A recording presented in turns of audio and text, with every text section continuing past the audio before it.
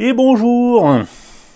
Aujourd'hui, première vidéo d'une série de 3 vidéos qui aura comme thématique le katazome. Donc dans cette première partie, nous allons parler du pochoir qu'on utilise pour créer nos motifs sur nos tissus. Vous êtes sur la chaîne de Kazolab, soyez les bienvenus! Donc aujourd'hui, nous allons voir la méthode pour fabriquer un katagami. Un katagami, c'est en fait pas un Pokémon, non. C'est un pochoir en papier qu'on utilise traditionnellement au Japon pour fabriquer des motifs sur du tissu à l'aide d'une pâte de riz qu'on va poser sur notre tissu. Aujourd'hui, on va voir quelle méthode est utilisée au Japon pour le fabriquer. Alors elle va être adaptée par rapport aux matériaux qu'on a disponibles en France. Malheureusement, on n'a pas les mêmes papiers et matériels qu'on peut utiliser et acheter au Japon. Alors j'ai cherché, je n'ai pas trouvé, enfin j'ai trouvé mais à des prix complètement inabordables. Donc on va tenter aujourd'hui l'expérience. Donc un katagami, au Japon, ça peut être aussi associé à un patron pour fabriquer les vêtements en papier. Là pour le katazome, c'est un pochoir qui est fabriqué dans un papier spécial, fabriqué à base d'écorce de mûrier platane. Après, ce papier a été enduit avec du jus de kaki qui va le rendre en fait imputrescible et améliorer en fait sa résistance à l'utilisation. Ce katagami a un format un peu particulier qui est totalement associé en fait au format tissu au Japon. Donc le format tissu au Japon, c'est comme ceci. C'est ce qui est utilisé pour fabriquer l'habillement en général, que ce soit les kimonos, les vestes, les vêtements traditionnels. C'est avec ce format-là que l'on les fabrique. Alors c'est un tissu qui fait à peu près 44 cm de large. Donc notre katagami a un format de base qui fait à peu près 54 cm par 90. Donc c'est le format standard qui est utilisé pour après pouvoir imprimer des motifs sur notre tissu traditionnel. Nous allons voir comment on le fabrique. Et par contre j'utiliserai les outils et aussi les matériaux que j'ai à disposition en France, étant donné que je n'habite pas au Japon. Bien, donc nous allons commencer. Donc le papier que je vais utiliser pour mon test, ça va être du papier aquarelle. Alors j'ai testé sur différents types de papier, même des papiers plastiques. Alors celui-ci est un petit peu épais, je pense qu'on peut en trouver des plus fins dans des magasins spécialisés dans les arts graphiques. Comme il n'y en a pas près de chez moi, j'ai utilisé que celui-ci. Alors il est un peu cartonné, ce qui le rend un peu difficile à découper, mais c'est quand même faisable. Donc avec ce papier, vous avez le choix, alors soit de dessiner directement votre motif sur le papier. Alors là c'est un format A4, mais justement dans les magasins spécialisés dans le dessin, on peut trouver des formats raisin, etc. C'est des grands formats, donc on peut vraiment faire des grands pochoirs après avec. Donc on peut soit dessiner directement sur notre papier le motif qu'on veut faire, dans mon cas je vais faire celui-ci, soit en fait le décalquer sur un papier très fin comme celui-là. Alors là c'est comme ça aussi qu'on procède dans les ateliers artisanaux au Japon. En fait il y a un dessinateur qui vient faire le motif sur un papier très fin, un peu papier comme on utilise dans les magasins pour emballer des objets. D'ailleurs c'est de ce genre de papier que j'ai utilisé. C'est pour ça qu'il est rose, normalement il peut être blanc. On va le coller sur notre support qui servira après de katagami. Donc je vais le faire tout de suite. Alors il faut qu'il soit très bien collé et collé avec une colle en fait qui va se dissoudre avec de l'eau, car une fois qu'on aura créé notre motif dessus le papier en le découpant, on va l'enlever par la suite. Il ne faudra pas qu'il reste ensuite. Donc on utilise une colle qui se dissout à l'eau facilement ou avec de la vapeur pour après plus facilement retirer notre papier une fois qu'on aura fait notre découpe. Donc on procède comme ceci. Alors, il ne faut pas hésiter à en mettre plein. Alors moi j'en mets bien sur les bords et aussi beaucoup sur la partie en fait où il y aura le motif. Alors c'est important que le papier soit bien collé sur les parties du motif pour éviter après, surtout quand on a des motifs bien plus compliqués que celui-ci, que le papier parte. en cours de découpe, autrement après vous allez être perdu et vous n'aurez plus la possibilité de vous y retrouver. Alors, on va essayer de bien le positionner. Voilà. Après aussi, en termes de positionnement du motif, donc quand on fabrique notre katagami, le motif doit être quand même bien au centre de notre feuille de papier pour laisser de la marge après sur les côtés pour pouvoir manipuler notre katagami, surtout si on veut répéter l'opération plusieurs fois sur un tissu, donc pouvoir le prendre à la main sans s'en mettre de partout. Et donc surtout aussi garder une bande en bas de notre pochoir pour pouvoir déposer notre pâte de riz avant de l'étaler après dessus notre pochoir pour faire la réserve avec la pâte de riz. Donc une fois que c'est collé, qu'on a vérifié qu'il n'y ait pas de bulle et que le papier ne bouge pas, il n'y a plus qu'à couper notre pochoir, faire les découpes du motif. Donc en avant, hop. Prenez un cutter qui coupe vraiment très très bien, et aussi important, prenez votre temps, vous n'êtes pas pressé, hein, c'est déjà assez compliqué, en plus avec un papier un peu épais comme celui-ci, ce n'est pas évident. Donc hop, table de découpe, et en avant. Alors on se revoit une fois que j'ai fini la découpe. Je pense que vous n'avez pas envie de me voir grimacer pendant que je fais mes découpages. Donc on se revoit dès que j'ai fini. Allez, à tout de suite. Bien, maintenant notre pochoir est découpé. Alors on va retirer la partie qui nous servait de patron. Donc pour ce faire, on va utiliser une éponge humidifiée. On va la passer sur le papier pour dissoudre petit à petit la colle et enlever tout doucement sans tout abîmer notre papier. Donc on y va tranquille. On humidifie en espérant que le papier que j'ai utilisé soit pas complètement étanche à l'eau, ce qui serait un peu embêtant.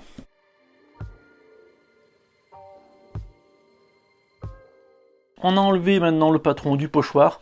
Alors là, comme il a été humidifié, le papier s'assouplit. On va le laisser sécher et on va passer à l'étape suivante. Notre pochoir est sec. Alors on pourrait l'utiliser comme ça. Par contre, après, une fois avoir passé la pâte de riz dessus notre pochoir, ça va être très compliqué de le nettoyer correctement sans l'abîmer. Car en fait, il va se rester collé dessus le papier. Et à frotter trop fort dessus, ça va l'abîmer. Alors au Japon, ce qu'on fait, on va passer une couche de laque sur la partie où on appose la pâte de riz. Alors moi, je n'ai pas de laque. Donc nous, ce qu'on va faire, on va passer de la peinture acrylique, de préférence brillante, pour éviter que ça accroche en fait la pâte de riz après par la suite.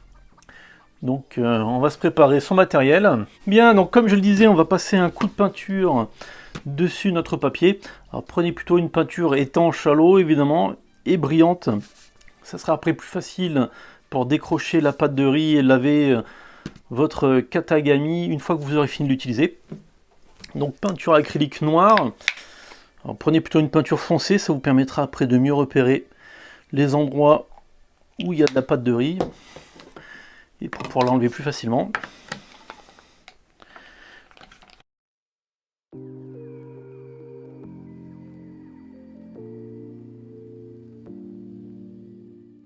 Très bien, maintenant il n'y a plus qu'à attendre que ça sèche et on pourra passer à l'étape suivante dans notre fabrication du katagami. Bon, très bien. Donc notre katagami a bien avancé. Donc on a protégé la surface qui va être enduite avec la pâte de riz. Maintenant, on va aussi continuer à faire autre chose dessus et on va améliorer notre katagami en faisant un renforcement de la structure. Alors comme vous voyez ici, il y a des liens qui sont relativement fins. Alors au fur et à mesure de l'utilisation, petit à petit, on risque d'abîmer ces parties-ci et elles risquent de se déchirer assez rapidement. On le voit aussi sur des katasome ou des motifs comme celui-ci, où vraiment ça a été un katagami qui était vraiment très ajouré. On voit que les liens, ces parties-là, ces espèces de points là, qui sont sur tout le long. Et dans ce genre de katagami là, ils sont très fragiles. Et si on met pas un renfort, on risque de le déchirer très rapidement. Donc les artisans et les ateliers qui font du katazome et des tissus traditionnels au Japon, souvent renforcent en fait leur katagami avec une espèce de tulle. Alors moi j'ai de la tulle en nylon. On pourrait utiliser aussi de la gaze simple. Alors je vais me découper de la gaze à peu près dans les bonnes dimensions. Plouc. Voilà, à peu près comme ça.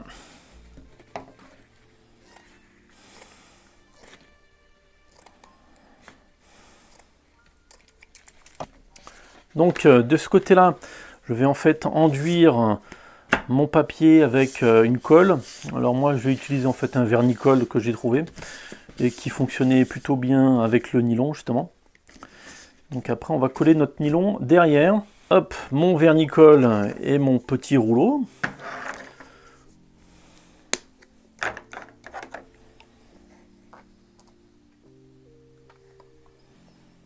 Hop là.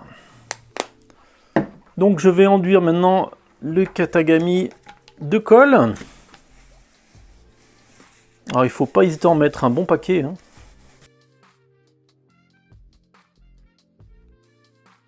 Bien enduire aussi les parties où on a mis notre motif, hein, où il faut vraiment que ça bouge pas du tout la tulle sur les bords et aussi sur notre motif. Donc là, je vais mettre la tulle dessus, le papier. Voilà, comme ça. Hop, et après j'ai pris un restant de rouleau en carton. Hop, et je vais l'utiliser pour bien coller la tulle dessus mon papier. Voilà. Et alors il faut vraiment absolument que la tulle soit vraiment bien positionnée, bien plaquée contre le papier. Surtout que le papier peut avoir une tendance un peu à gondoler après avoir mis de la laque ou une peinture sur l'autre face. Donc ce que je vous conseille, hop, de mettre une planche dessus votre feuille avec, si c'est pas assez lourd, hop, un ou deux bouquins. Donc maintenant la tulle est posée sur notre katagami, on peut attendre 24 heures pour que ce soit bien sec avant de voir un peu comment ça se passe. Si c'est pas assez collé, vous pouvez un peu rajouter de la colle avec votre rouleau ou votre pinceau, en faisant attention qu'il n'y ait pas des grosses surépaisseurs, et afin de corriger les endroits où ça n'a pas été très bien collé. Donc on va voir le résultat final après. Bien, mon katagami est terminé. Alors celui-ci, c'est pas celui que j'ai réalisé pendant la vidéo, c'est mon katagami de test. Alors comme je vous l'avais dit, il peut y avoir des manques de colle à l'arrière. Ça a été le cas avec celui que je viens de faire. Donc j'ai fait des rajouts de colle aux endroits où ce n'était pas bien collé. Celui-ci, ben, c'est parfait, hein, j'avais tout terminé comme il faut. J'ai fait des découpes aussi sur les bords pour voilà, que ça soit un peu plus propre et pour éviter quand on manipule de l'accrocher et d'arracher la tulle qui est derrière. Qu'est-ce que je peux dire d'autre? Oui, après en termes de papier, alors comme il existe quand même plusieurs épaisseurs de papier pour faire de l'aquarelle, je vous conseille, suivant le matériau que vous utilisez, d'utiliser en fait des papiers plus ou moins fins. Quand vous utilisez des tissus fins et avec des mailles très fines comme la soie, utilisez un papier assez fin pour que la couche de colle soit pas trop importante. Après ça sera pas très beau et en plus ça devient un peu cassant. Et plus en fait le tissu aura d'épaisseur et d'irrégularité dessus, comme une grosse toile épaisse, ou un tissu avec vraiment une texture très granuleuse, utilisez plutôt un katagami ou un papier aquarelle épais, ce qui vous permettra en fait d'avoir une épaisseur de colle plus épaisse et de bien combler tous les trous et éviter en fait d'avoir des fuites et de la teinture qui se met à l'endroit où vous vouliez avoir un motif. Donc ceci étant dit, oui, donc ce que je peux rajouter après aussi, c'est que voilà, ce genre de technique, c'est pas des trucs ultra secrets, hein, c'est vraiment des choses qui sont communs de connaître au Japon. On on trouve facilement des bouquins dans les librairies, ou même les artisans proposent des fois des petits stages. En termes de matériel, c'est vrai qu'au Japon, on trouve très facilement dans les magasins de loisirs créatifs tout ce qu'il faut pour en fabriquer et le pratiquer. Sur YouTube et Internet, on trouve aussi des tutoriels en japonais uniquement.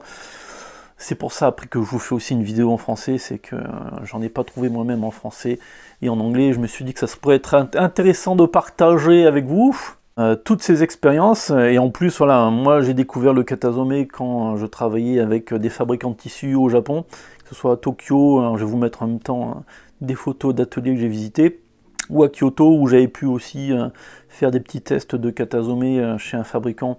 Quand on y est allé avec Yoko, j'avais fait un t-shirt et j'avais trouvé ça super sympa à faire.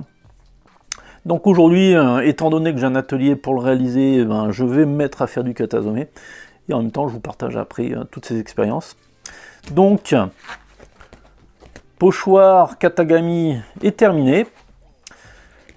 Prochaine étape, ça va être de faire la pâte de riz. Alors, je vais vous montrer la méthode traditionnelle aussi, qui est utilisée au Japon. Alors, c'est facilement reproductible après en France ou même à peu près partout. Du moment que vous trouvez du riz et de la farine de riz, ça devrait être faisable. Évidemment, maintenant, on passe au moment promo. Donc, n'oubliez pas de vous abonner à cette chaîne. Si le contenu vous plaît, vous pouvez le partager. C'est même fortement recommandé. Ça permettra à cette chaîne de grossir, de grandir et d'avoir accès à des contenus plus intéressants aussi pour vous et des choses que je pourrais vous partager après dans le futur. N'oubliez pas de liker, de laisser des commentaires, c'est toujours un plaisir d'en recevoir. Donc prochaine vidéo, ça sera dans la continuité de celle-ci sur le katazome. Et donc passez un bon week-end, une bonne semaine et à bientôt. Allez, au revoir.